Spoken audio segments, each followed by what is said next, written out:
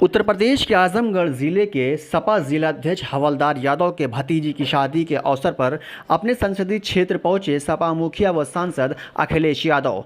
अखिलेश यादव ने मीडिया से मुखातिब होकर कहा कि 2022 के चुनाव में जनता प्रदेश से बीजेपी का सफाया कर देगी। प्रदेश में सभी क्षेत्रीय दलों को लेने का काम सपा कर रही है। उन्होंने मायावती के बयान पर पलटवार करते हुए कहा कि सपा दलितों पिछड़ों का सम्मान करती है। वीटीवी समाचार के लिए आजमगढ़ से ब्यूरो रिपोर्ट। ये जन संगठन है। हमें बधाई देते हैं अध्यक्ष जी और उनके परिवार को, जो आज उनके घर में विवाह है। विवाह के कार्यक्रम में सब परिवार के लोगों से मिलने का मौका मिला। मैं सभी का धन्यवाद देता हूं और पत्रकार साथियों का भी धन्यवाद देता हूं। समाजवादी पार्टी दलित प्रेमी है और दलित और पिछड़े इनका सम्मान करने का काम। और आज जब संविधान दिवस है, बाबा भीमराव अंबेडकर जी को हम लोग याद करते हैं, जिनके वजह से हमें संविधान मिला है। देश की तमाम आज़ादी दिलाने वालों को भी याद करते हैं, जिसकी वजह से हमारा देश आज़ाद हुआ। और संविधान को सबसे बड़ा खतरा है, लोकतंत्र को सबसे बड़ा खतरा पैदा किया। इसलिए संविधान और बाबा भीमराव अंबेडकर जी को मानने वाले लोग, समाजवादी विचारधारा पे चलने वाले लोग सब एक हो जाएं और इस सरकार को हटाएं।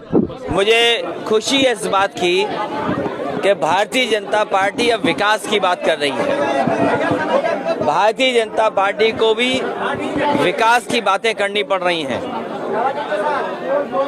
उत्तर प्रदेश की जनता और उत्तर प्रदेश की जिस समय समाजवादी सरकार थी, किसी तरह भी विकास की योजनाओं को समाजवादियों ने नहीं रोका है, बल्कि अगर किसी योजना को केंद्र सरकार ने भी कहा, उस योजना को आगे बढ़ाने का काम किया है। हमारे पत्रकार साथी ने बहुत महत्वपूर्ण सवाल कहा है। मैं कुछ कहूँ, दूसरा दल कुछ और कहे।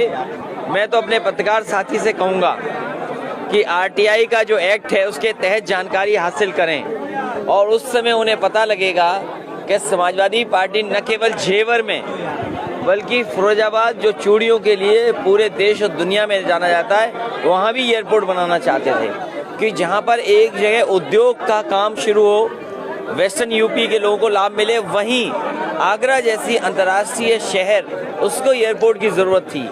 जिस जगह चिन्हित किया गया था समाजवादी सरकार में, वो जगह जरूर फिरोजाबाद में थी। वो एक गाँव हिरन गाँव था, जिस गांव के आसपास ज़मीन चिन्हित कर ली थी और वो आगरा के बिल्कुल यमुना के किनारे था। तो अगर एयरपोर्ट बनना था, उस समय अगर अनुमति मिल गई होती तो लखनऊ के साथ साथ आपको फिरोजाबाद में भी एयरपोर्ट मिल जाता, जेवर में और अंतर्राष्ट्रीय एयरपोर्ट मिलता, तो एयरपोर्ट मिल जाता। और आप आजमगढ़ के लोगों, आपको तो पूछना चाहिए बीजेपी के लोगों से, ये हवाई पट्टी नेताजी ने बनवाई, इस हवाई पट्टी को बड़ा कर दिया समाजवादियों ने और आज तक चालू नहीं किया। और चालू इसलिए नहीं किया, कहीं समाजवादी लोग हवाई जहाज लाके उतार न दे इस पर। आपको पूछना चाहिए कि आजमगढ़ की हवाई पट्टी नेताजी ने बनाई, समाजवादी पिछली सरकार में इसको बड़ा और चौड़ा किया गया जिससे कि बड़े हवाई जहाज उतर सकें। क्यों नहीं सरकार ने बनने दिया, उन्हें अनुमति नहीं दी? सबसे बड़ा सवाल महंगाई का है। सबसे बड़ा सवाल महंगाई का है। महंगाई कैसे कम हो, डीजल पेट्रोल की कीमतें कैसे कम हो और हमारे नौजवानों को नौकरी और रोजगार के अवसर कैसे मिले। ये सरकार की जिम्मेदारी बनती है कि महंगाई कम करें, नौकरी रोजगार का इंतजाम करें, स्वास्थ्य की सेवाएं अच्छी मिलें। और जहाँ महंगी बिजली हो गई, सोचिए आप, जिस समय बिजली का बिल आता होगा, आम जनता को करंट लग जाता है, क्या बिल से करंट नहीं लग रहा? और फिर इस सरकार के माननीय मुख्यमंत्री जी ने अभी तक कोई बड़ा बिजली का कारखाना नहीं लगाया, कारखाने का नाम भी नहीं बोलते हैं। और वो बात मैं दोबारा नहीं बोलना चाहता हूँ, जिस कारखाने को लग करके बिजली और उत्तर प्रदेश में बढ़ जाती, उसका नाम तो मुख्यमंत्री जी ने आज तक नहीं लिया। वो तो बार-बार ये कह रहे हैं कि जिन्नावादियों ने सिर्फ दंगा फैलाया प्रदेश में। हमने क्योंकि मुख्यमंत्री जी 3x660 super critical thermal plant नहीं बोल सकते, इसलिए बिजली की बात नहीं करते। लैपटॉप चला नहीं सकते, इसलिए लैपटॉप देना नहीं चाहते।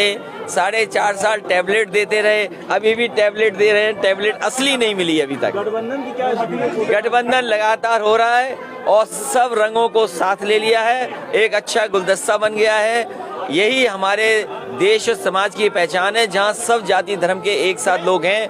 अभी हाल ही में आपने सुना होगा आरएलडी को साथ लिया है, हमारे जो दूसरा अपना दल है उनको साथ लिया है, और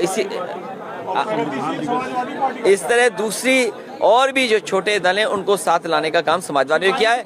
आज संविधान दिवस है, मैं शुभकामनाएं और बधाई देना चाहता हूं संविधान दिवस की आप सबको, और साथ ही साथ बाबा भीमराव अंबेडकर जी ने जो संविधान दिया जिसके तहत हमें और आपको अधिकार हैं, आज अधिकारों को छीनने का काम हो रहा है। लोकतंत्र खत्म उसी दिन हो जाएगा जिस दिन संविधान खत्म हो जाएगा। संविधान और लोकतंत्र बचाने का आज का दिन महत्वपूर्ण है। जहां संविधान दिवस हम मना रहे हैं, वहीं हमें ये भी याद करते हुए बाबा साहब भीमराव अम्बेडकर जी को याद करते हुए इस लोकतंत्र को भी बचाना है।